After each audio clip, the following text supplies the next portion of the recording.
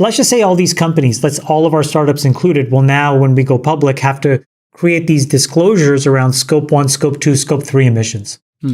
And there's this weird concept called materiality that exists in law, which will now, again, have to get adjudicated. Let's say Apple doesn't disclose what's actually happening in their factories. Somebody can now sue them because they will say, that's a material disclosure that you didn't disclose. Well, guess what'll happen? That'll wind its way and meander its way through the courts. It'll take years. There will be tens and tens of millions of dollars spent on that litigation because Apple will vehemently defend the right that it wasn't a material disclosure, because the implications otherwise will be measured in the billions or tens of billions of dollars. So who really wins? Consultants win. Yeah. Trial experts win. The lawyers win. Lobbyists. Jason, I just want to frame this up for a second, because I think it's important for people to think about, costs that are external to the business operation, meaning costs that are borne by the broader society, by other members of society, not the business itself. So let's say that you're a company that makes products with a lot of sugar, and or cigarettes that we know when people consume a lot of sugar, cancer goes up, obesity goes up, diabetes goes up. The cost for cancer treatment, the cost for diabetes treatment, the cost for medical treatment associated with smoking or sugar or alcohol is borne by a health system where the ultimate cost is shared by a large group of society, by all number of members, whether that's a public health insurance program or a private one. There's a group that shares that cost. And so you as a consumer are not paying that cost today. The question is, should you be paying that cost? And this is true for CO2 emissions, for carbon emissions. You drive a gas guzzling car, you purchase gasoline, there is carbon that goes in the atmosphere. You're not going to end up individually fixing the carbon out of the atmosphere later.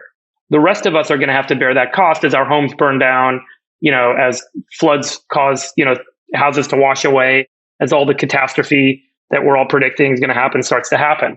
So the question is, how do you account for those external costs? And then the second question that will arise in a market-based system that we have is, who's going to pay for those costs? Right now, we all assume those costs and we don't charge anyone for them. We don't charge anyone for the obesity epidemic. We don't charge anyone for the cancer epidemic associated with cigarettes until we had that big legislation that the DOJ knocked that off. We don't charge anyone today for carbon emissions that we're all going to have to pay the cost for. And so, the first step is identifying and quantifying the external costs of the product or service that you're providing, and deciding whether or not to tax the consumer of that product, whether or not to tax the seller of that product, and ultimately how to transition that capital back to the repair mechanism for pulling the effects of that product back out of the system. So in this analogy, Coca-Cola, if people drank too much of it and got fat, would be responsible for their diabetes treatment. Well, this goes back to the sugar tax point, which is, should we have a sugar tax because there's a quantifiable effect that too much sugar has on human health? Obesity, diabetes, cancer. I mean, so that's an argument, right? And so in order to do that, the first step is disclose the risks, disclose the associated conditions that arise from the product or service that you're offering. And I think that's part of the intention. And a lot of very smart, progressive people in capital markets, some good friends of mine, have been talking for years about the importance of this level of disclosure, because it is the first step in truly accounting for climate. You're talking about, yes, for climate. Yeah. Pretty controversial. Sachs, you think we should charge Coca-Cola for diabetes? Well, ask the question of, should you charge for a carbon-related product for? Okay, I'll ask both. Carbon.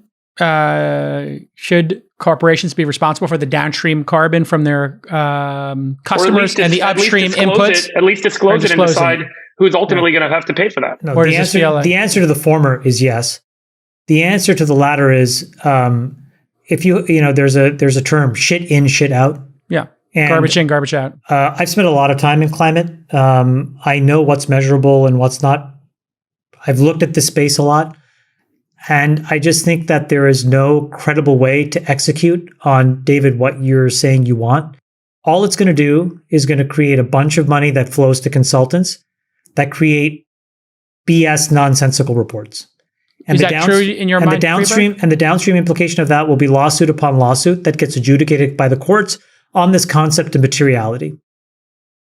You think we should be recording at Freeburg or not? You disagree or agree with Chamath? No, I agree it should be recorded. I'm saying it's not possible. I'm saying the only winners in this will be the consultants. You agree with that? Yeah, look, I'll agree. These carbon markets are absolute BS. Carbon sequestration mechanisms are absolute BS. I mean, none of this stuff is real right now. They're complete fraudulent markets. It's all grifters. It's all BS. All grifters. I'm not trash. I'm not trying to be too disparaging with everyone. There are good actors out there and good intentions for sure. There is a tree but there's a lot of ways that you can kind of take this stuff apart and say, you know what, this doesn't actually add up. And there's a good business to be had in the meantime, and everyone feels good running that business. Simple example, Jason. How will you know that a sensor that's on a flue of a manufacturing plant is accurate? How do you know that it's not been doctored? How do you know? Just a very, very simple question. Just that. Well, when it came to Volkswagen, a leaker leaked the information, and the press got on it, and that's how it was regulated. It was in the rearview mirror. That's how Volkswagen got busted. So that's how we're gonna fix climate change. Is a bunch of whistleblowers. I mean, that's what happened also with RJ Nabisco and the cigarettes as well. The movie and The what Insider. Changed as a result of that? Nothing. No, in the cigarette industry, that led to the largest fines in the history of corporate America, I think, up until that time. We still don't have a tax. We still don't have a pool. They don't. We have a big tax on cigarettes, yeah, for sure, but to lower consumption, yeah. Yeah, but we don't force these companies to basically subsidize a portion of our healthcare costs. Every time somebody shows up with lung cancer, it's not like we say, you know what, that's going to be half borne by RJR Nabisco. Yeah, so I mean, the measurement can't be bad, but I guess it's what you're saying. No. I'm saying the concept is good. The measurement is literally so terrible as to be worthless.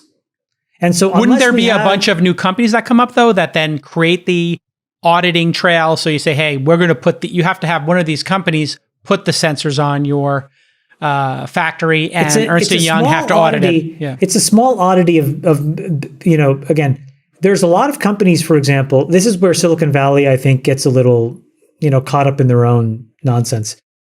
There's a lot of companies in Silicon Valley that have made a lot of money measuring bits, right? Analytics companies, because the exhaust of a tech company is sitting in some log file somewhere. That's just a matter of being parsed, right? Do some ETL, do some transformations, put it in some beautiful table, run some query on top of it. Lo and behold, you can know everything about your company. When you're measuring atoms, it's just a little bit more complicated.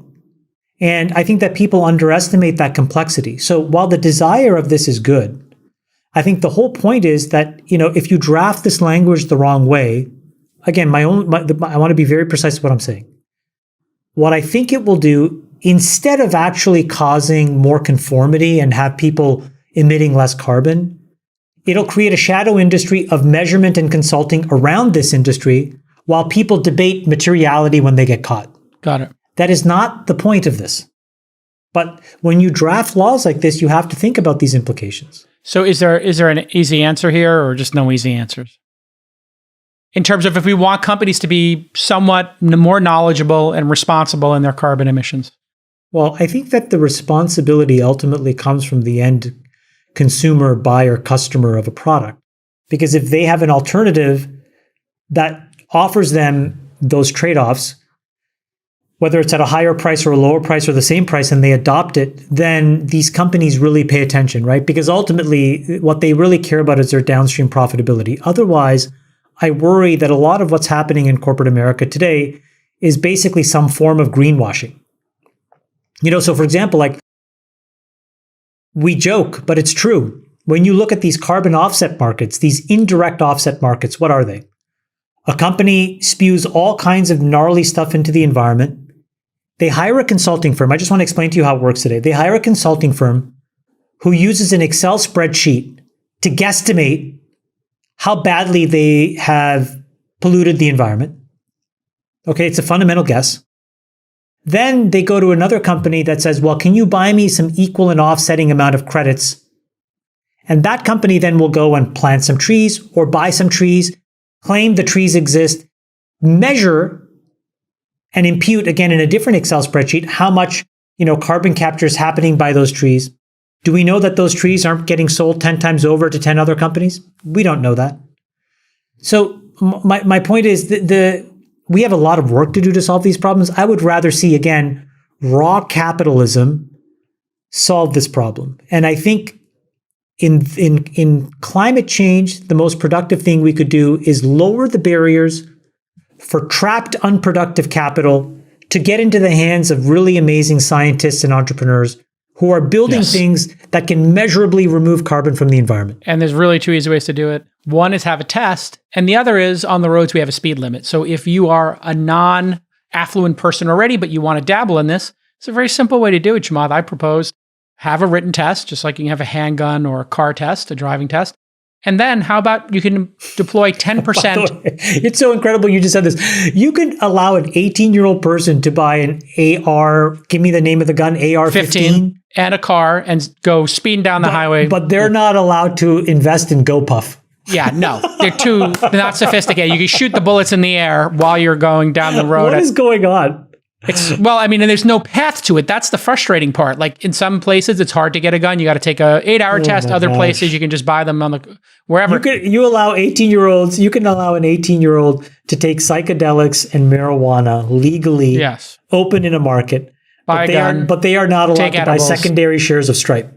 No, they're too And so there's the stupidity of it. Well, here's the other thing. You can have two different things. You have the test, so now you know the person's educated. But you could also say, hey, listen, whatever's on your tax return for the last 2 years, you can invest 10% of that a year in, private companies. So if you made, I don't know, $150,000 in the last 2 years, you made $75,000 a year. Okay, you can put $15,000 of it into companies. Let me give you another one. You will allow people to go and work for startups to help build the enterprise value of a startup. Let's pick our favorite startup like an Uber, but not invest in their equity before they go public. Right. You're not sophisticated enough. You're sophisticated enough to build it. You're sophisticated enough to drive for them for years to help them build a $50 billion company, but not buy a piece of that company along the way.